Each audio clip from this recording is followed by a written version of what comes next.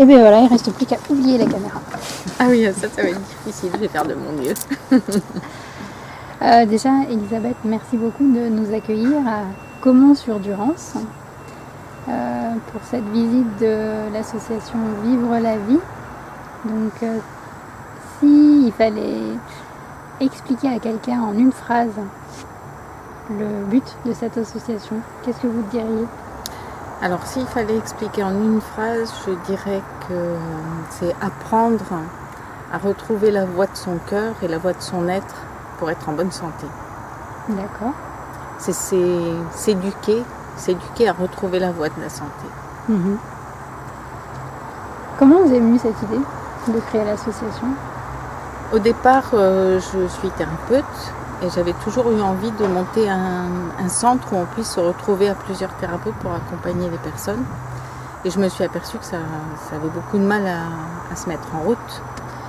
Et du coup, j'ai profité du fait que j'ai eu un cancer en 2010 pour passer par cette porte-là en disant bon, alors puisque c'est difficile d'aller sur de la prévention, je vais faire la même chose mais avec de l'accompagnement des personnes fragilisées parce que là, il y a un vrai besoin, une vraie demande, une vraie attente et une vraie nécessité de se mettre en chemin pour guérir. Donc je me suis dit que c'était un bon début pour se connecter à cette ouverture. D'accord. Et vous-même, comment est-ce que vous êtes devenue thérapeute ?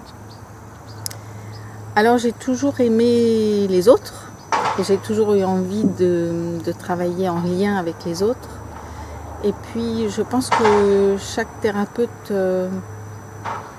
part de ses propres difficultés en se disant qu'il y a des solutions pour améliorer sa vie et qu'ensuite quand on a trouvé les solutions on a envie de les partager. C'est un peu ce que j'ai toujours eu comme retour de tous les thérapeutes avec qui j'ai pu parler sur cette raison qui nous pousse à nous engager sur ce chemin. Donc voilà. C'est toujours dans cette idée de partage, d'échange, de faire profiter aux autres de tout ce qu'on a pu connaître, comprendre, essayer, pratiquer. D'accord. Et donc pour vous, l'aventure commence en 2010 ? Alors l'aventure de vivre la vie commence en 2010 pendant que je suis en chimio et que je me dis mais il faut que je rebondisse. Il faut que cette situation je la prenne, que je me l'approprie et que je l'utilise. Et que ça devienne un tremplin, que ça devienne un starter pour autre chose. C'est aussi une forme de guérison de passer par la création de cette association. C'est une manière de transcender aussi ce qui m'est arrivé et de m'en servir. De ne pas devenir fataliste en disant oh, la pauvre, je suis triste, c'est horrible, j'ai été malade, ça aurait jamais dû m'arriver. C'est me dire bon, c'est arrivé, qu'est-ce que j'en fais ? Et ce que j'ai choisi d'en faire, c'est d'en faire une chance, d'en faire une ouverture et d'en faire un partage et un échange. D'accord. Et concrètement, l'association aujourd'hui, c'est quoi ? Alors aujourd'hui, l'association, c'est déjà 45 praticiens bénévoles qui viennent apporter leur savoir, leur technique et faire découvrir toutes ces pratiques à des personnes en difficulté de santé. C'est depuis l'ouverture en janvier 2014, c'est 200 personnes qui ont pu venir ici et être accueillies. C'est de la joie, c'est de l'amour, c'est du partage, c'est de l'échange, c'est de la vie.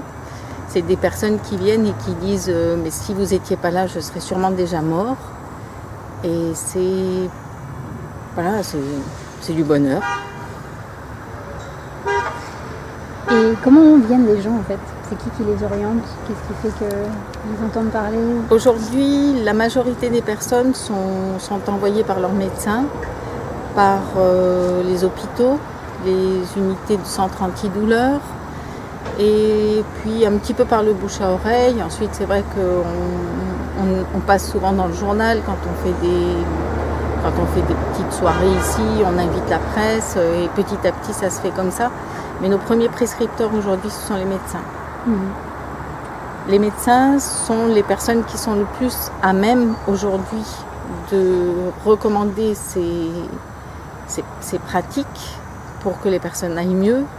On a beaucoup de liens avec eux, donc ils sont tout à fait OK pour être nos partenaires. Et ça nous permet d'offrir aux gens une vraie complémentarité et d'être vraiment dans ce processus intégratif des médecines complémentaires et des médecines classiques qui sont de toute façon essentielles à un chemin vers la santé. D'accord.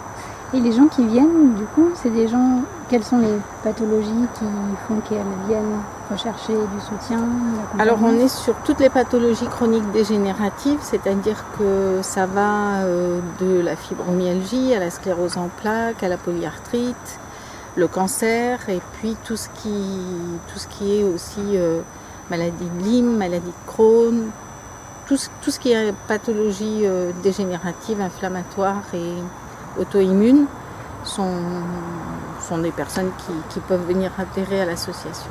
D'accord, donc c'est tout à fait, oui, c'est une grande, très vaste. Oui, très vaste.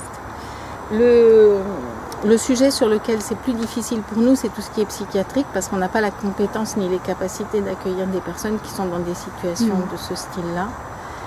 Et puis, j'espère que tout le côté prévention va pouvoir aussi s'amplifier. Avant de tomber malade. Voilà, parce qu'à mon avis, il y a cette nécessité d'entrer en contact avec soi-même au quotidien pour éviter de se retrouver dans des situations extrêmes.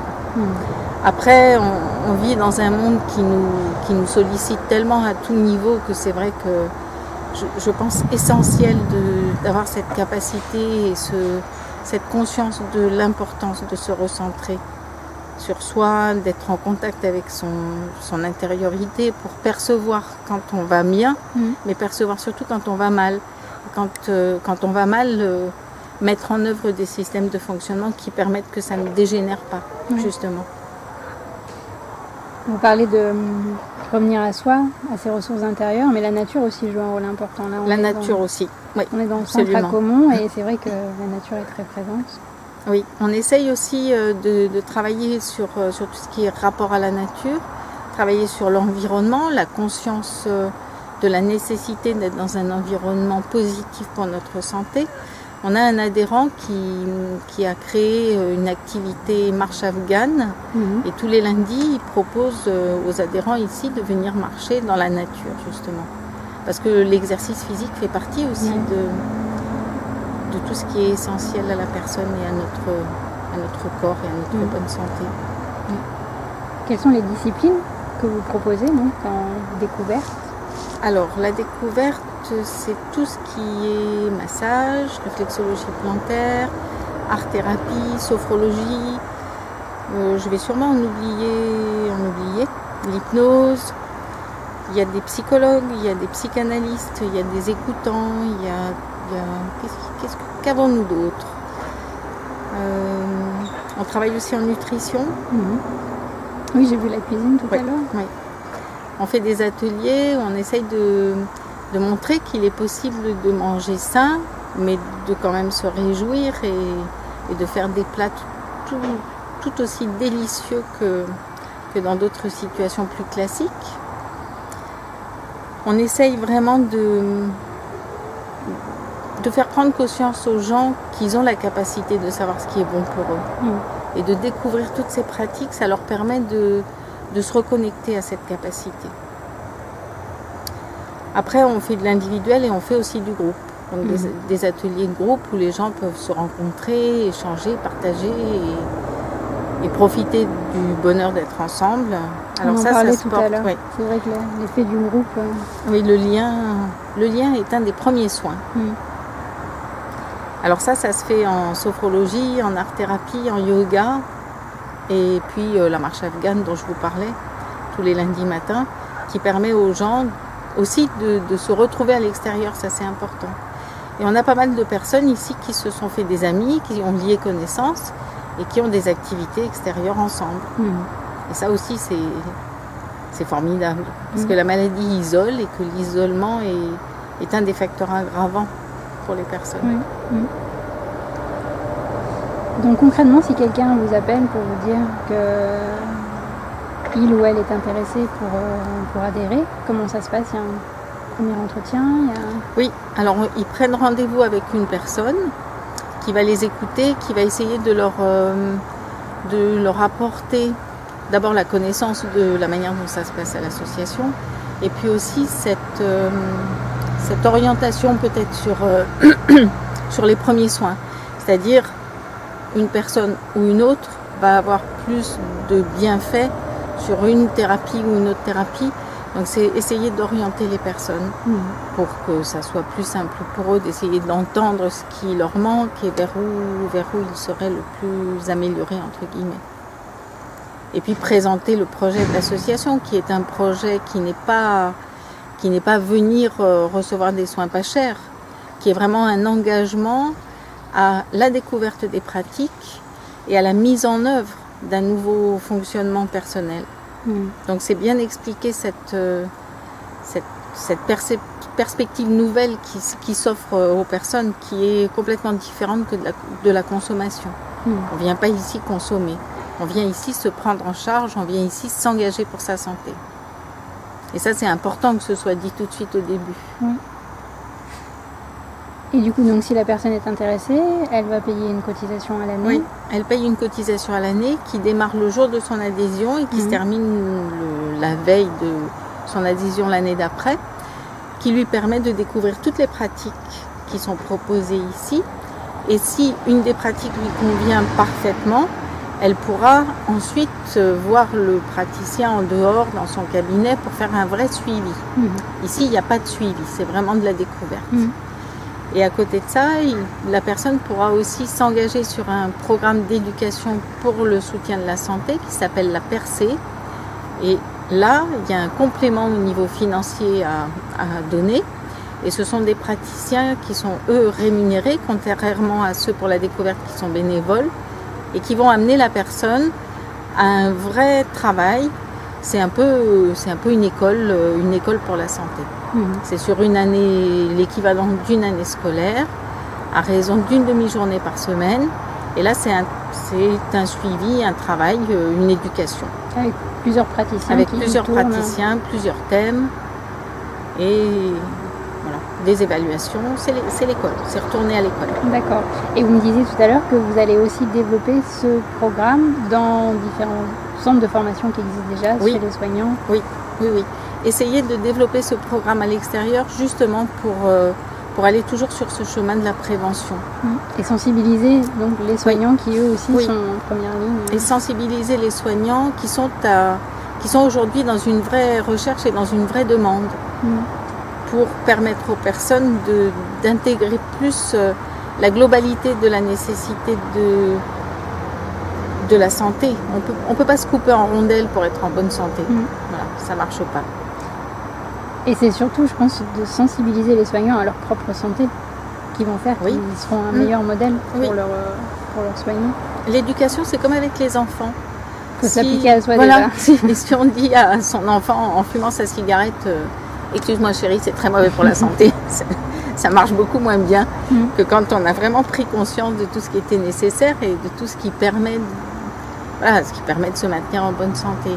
Et c'est vrai que faire déjà connaissance avec tout ça quand on est soignant, ça permet de le transmettre et ça permet aussi d'être dans l'exemple pour les personnes qu'on reçoit. Puis de comprendre aussi à quel point l'être humain est une globalité. On peut pas manger tous les jours des trucs qui sont affreux pour la santé et espérer être en bonne santé. Alors ça semble complètement anodin comme discours, mais la réalité c'est que c'est ça au quotidien. Il y a plein de gens qui se nourrissent de manière complètement hallucinante et qui s'interrogent pas sur les effets que ça pourra avoir sur eux. Il y a des tas de gens qui vivent dans des situations de stress horribles et qui ont cette impression que c'est comme ça qu'ils se sentent bien. Mais physiquement, c'est intenable. Au bout d'un moment, le corps au bout d'un moment, le corps ne peut plus supporter ce genre de traitement. Donc, c'est essayer de montrer tout ça à tout le monde et de faire en sorte que le plus grand nombre possible de gens puisse s'interroger et remettre en cause le système de fonctionnement dans lequel nous sommes aujourd'hui, qui est complètement pervers et qui nous amène à des états de santé complètement détruits. Qui nous émiette. Complètement, voilà. Ça nous coupe en petits morceaux et à un moment donné, il faut se rassembler. Parce qu'on n'est pas dans un dessin animé, on n'est pas dans un film. Hein. Maintenant, ça semble tout à fait facile d'être complètement émietté, puis d'un coup, non, c'est pas comme ça. Dans la vraie vie, c'est autre chose. Ça demande un effort. Ça demande un effort, oui. Ce que je trouvais intéressant aussi dans notre échange, c'est contrairement à un centre où on aurait différents thérapeutes qui chacun exerce dans son coin, il y a la notion d'unité de l'équipe puisque vous organisez régulièrement des réunions, c'est ça? Oui, alors on fait ça toutes les 6 semaines à peu près. On se rencontre, tous les praticiens, et on échange sur ce qui se passe dans leurs échanges avec les personnes qui sont adhérentes ici. On parle des cas très difficiles pour essayer d'avoir une connexion entre tous pour mieux soutenir les gens. On parle aussi des difficultés qu'on peut avoir, hein, parce que c'est pas non plus toujours évident de voir des gens qui sont en grande difficulté de santé. Et puis on crée du lien entre nous pour mieux accompagner les gens. Et pour être toujours pareil, hein, on ne peut pas demander aux gens d'être en lien si nous on n'est pas en capacité de le faire. Donc c'est vraiment toujours aller dans cette recherche de modèles et d'exemples.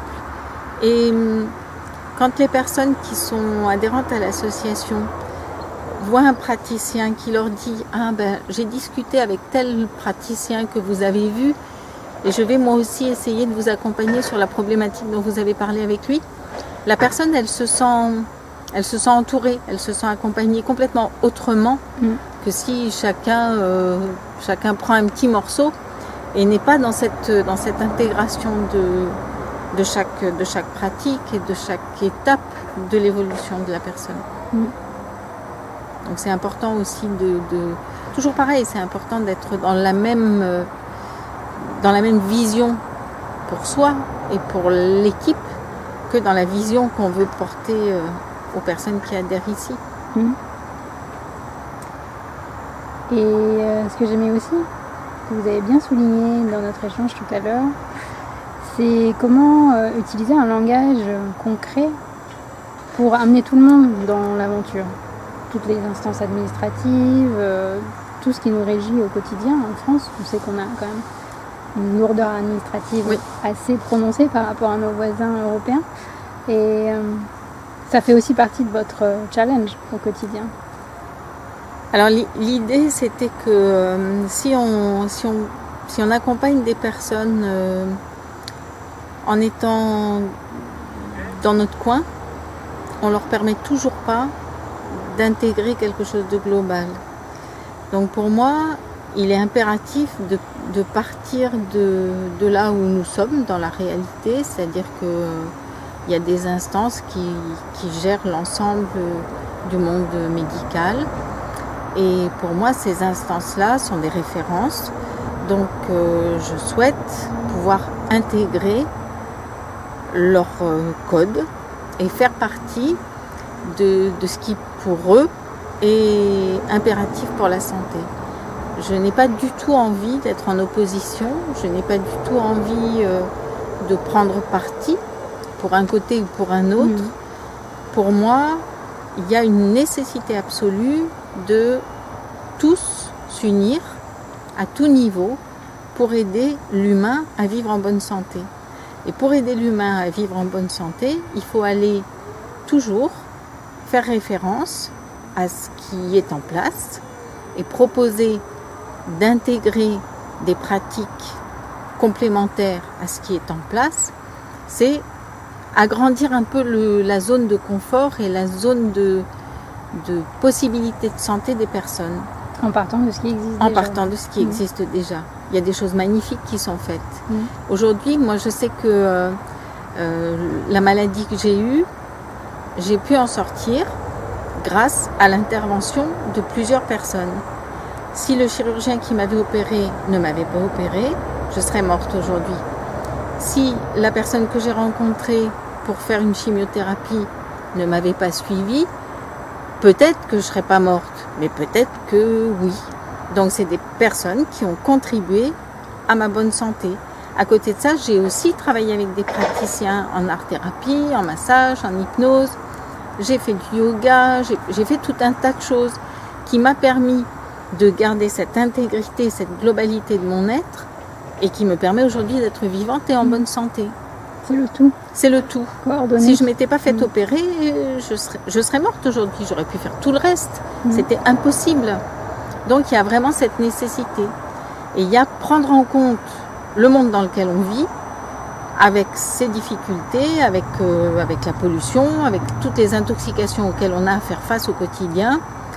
Et c'est se réjouir d'avoir de super chirurgiens, c'est se réjouir d'avoir de super professionnels de santé, d'avoir des cancérologues qui sont très compétents, d'avoir des tas d'autres médecins qui sont très compétents, d'avoir des médecins généralistes qui peuvent nous permettre de vivre tous ces traitements mieux, voilà. Et à côté de ça, de se réjouir aussi d'avoir tous ces praticiens complémentaires qui vont aller connecter encore une autre partie de nous, qui nous permettent dans cette globalité de l'être de faire toujours rayonner l'étincelle de vie qu'on a au fond de soi.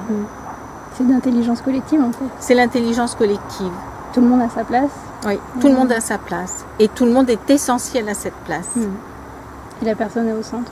Et la personne est au centre des soins et au centre de l'attention de tout ce groupe d'accompagnants. Et c'est ça qui est beau, c'est vraiment cette complémentarité et cette intégration de chaque partie de notre être. Ce serait une belle définition de la santé de demain.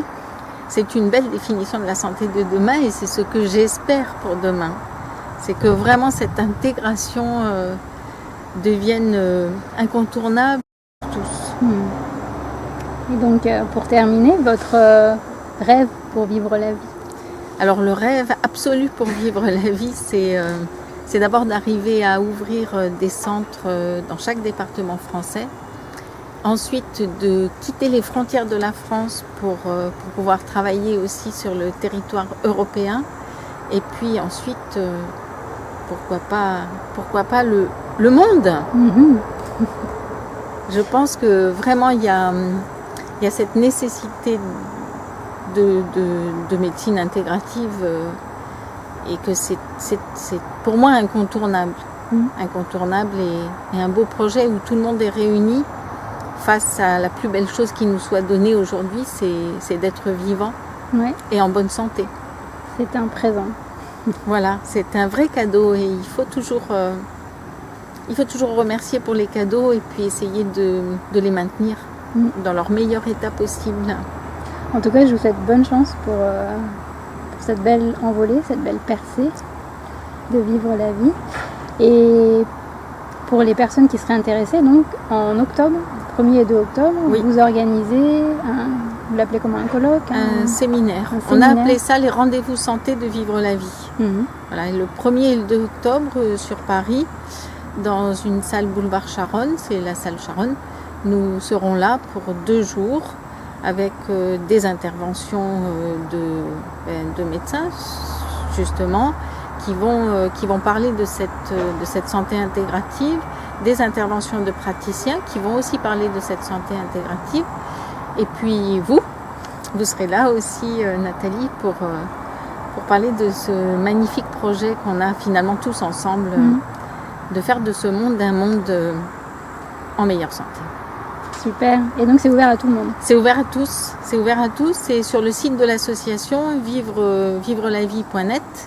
Vous avez toutes les informations pour pouvoir vous inscrire. Ok. Voilà. Et ce sera avec plaisir qu'on vous accueillera là-bas et qu'on vous présentera ce beau projet et cette ouverture de centre sur Paris. Super. Merci Elisabeth. Merci beaucoup à vous.